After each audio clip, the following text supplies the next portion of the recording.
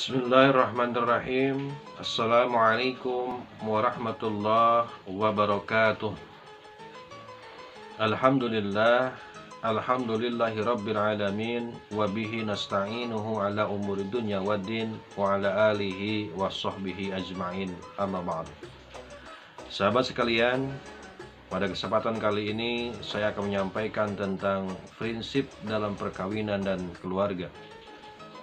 Sebagaimana kita ketahui sebelumnya bahwa yang namanya pergaulan suami istri, orang tua, anak, dan antar anggota keluarga besar terikat dengan prinsip-prinsip aspek muamalah, tindakan antar manusia pada umumnya, dan prinsip-prinsip dalam perkawinan dan keluarga pada khususnya.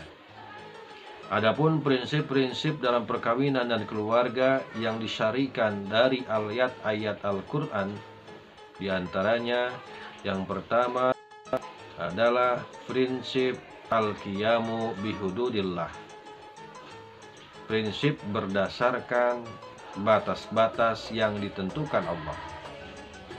Istilah hududullah, batas-batas yang ditentukan Allah, muncul dalam Al-Quran sebanyak 13 kali dalam 8 ayat dalam Al-Quran,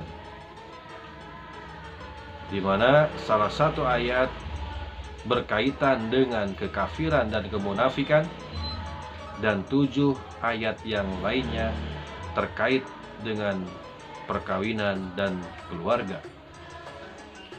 Ketujuh ayat tersebut diantaranya dalam Quran surat Al-Baqarah ayat 187, yaitu tentang larangan menggauli istri di saat iktikaf di masjid.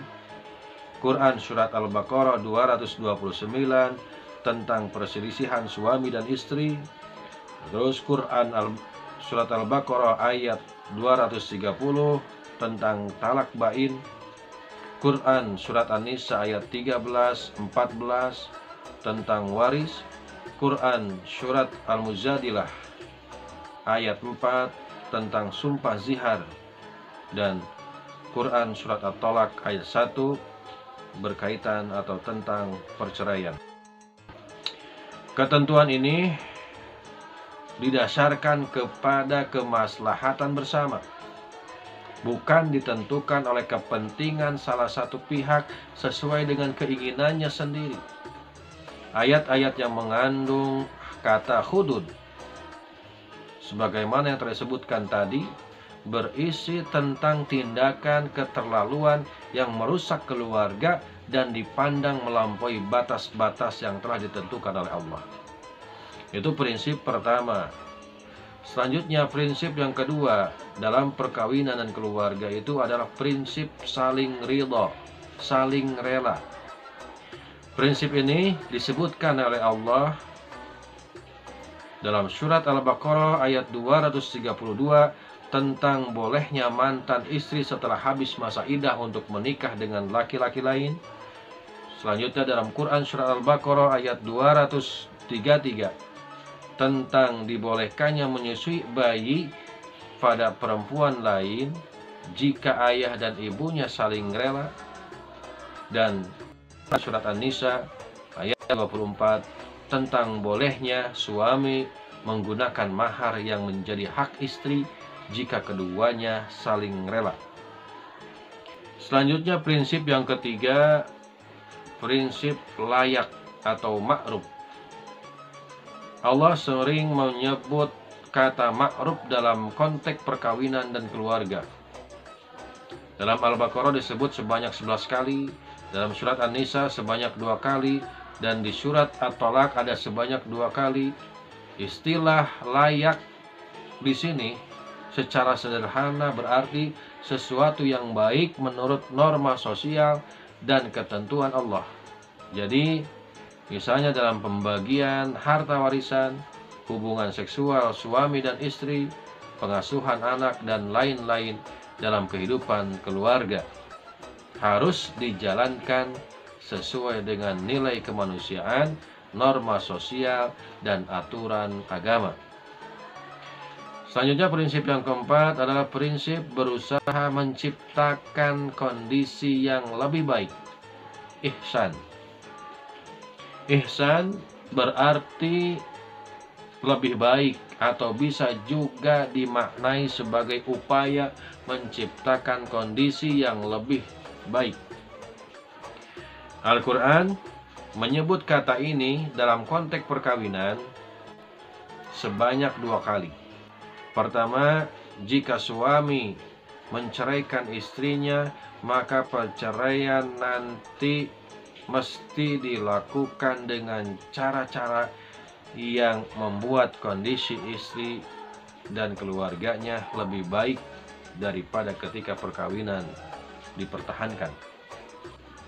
Yang kedua, anak mesti bersikap lebih baik daripada sikap orang tua kepada anak.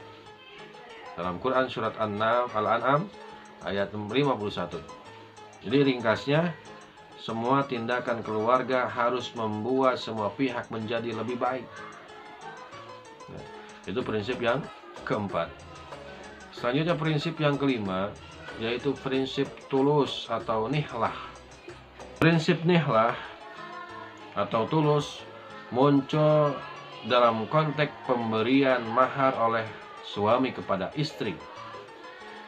Itu dalam Quran surat An-Nisa ayat 4. Dalam beberapa masyarakat, mahar dipandang sebagai alat pembayaran atas istri. Semakin tinggi nilai ekonomi sebuah mahar, semakin tinggi pula rasa memiliki suami dan istri. Nah, mahar kemudian bisa menyebabkan istri kehilangan kekuasaan atas diri sendiri karena diambil sepenuhnya oleh suami. Nah, dalam Islam, mahar harus diberikan secara tulus, bukan alat pembayaran untuk menguasai. Jadi berapapun tingginya nilai ekonomi sebuah mahar, ia tidak bisa dijadikan alasan untuk menuntut istri agar taat secara mutlak pada suaminya. Nah, prinsip nihlah ini menghendaki setiap pihak dalam keluarga untuk menyikapi harta secara arif, tidak sebatas mahar. Suami berkewajiban memberi nafkah kepada istri, namun berapapun besarnya nafkah itu, suami tidak boleh sewenang-wenang kepada istri. Itu prinsip yang kelima. Selanjutnya prinsip yang keenam, yaitu prinsip musyawarah. Prinsip musyawarah muncul dalam Al-Quran surat Al-Baqarah ayat 233. Yakni suami dan istri bisa memutuskan untuk menyusukan bayi mereka kepada perempuan lain setelah keduanya bermusyawarah dan saling ridho atas keputusan tersebut. Nah, secara umum, prinsip musyawarah menghendaki agar keputusan penting dalam keluarga selalu dibicarakan dan diputuskan bersama. Kepala keluarga tidak boleh memaksakan kehendaknya, sebagaimana disebutkan dalam surat Al-Imran ayat 159, Allah menghendaki, Allah memerintahkan musyawarah sebagai cara memutuskan perkara, termasuk perkara-perkara dalam perkawinan dan keluarga. Sahabat sekalian, selanjutnya prinsip yang ketujuh, bahwa dalam perkawinan dan keluarga ada prinsip islah atau prinsip perdamaian.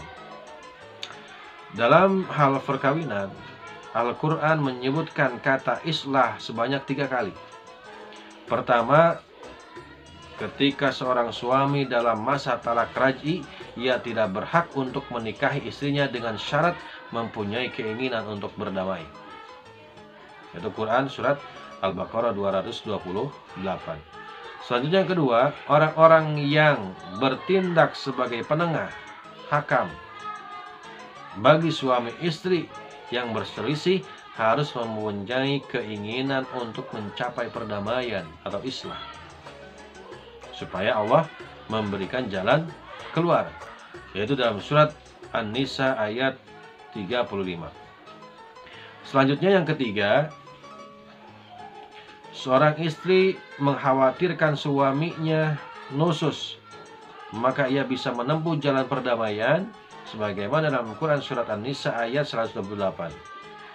Prinsip islah menghendaki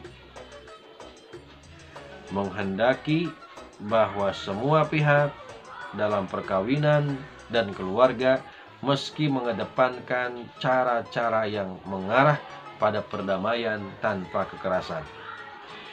Sahabat sekalian, itulah 7 prinsip dalam perkawinan dan keluarga, yang mana ketujuh prinsip ini adalah disyarikan dari Al-Quran. Semoga kita semakin memahami sehingga kita bisa untuk selalu menjalankan rumah tangga sebagaimana yang Allah perintahkan dengan prinsip-prinsip yang telah disebutkan tadi, dan akhirnya mampu membangun rumah tangga sakinah, mawaddah, warahmah. Wassalamualaikum warahmatullahi wabarakatuh.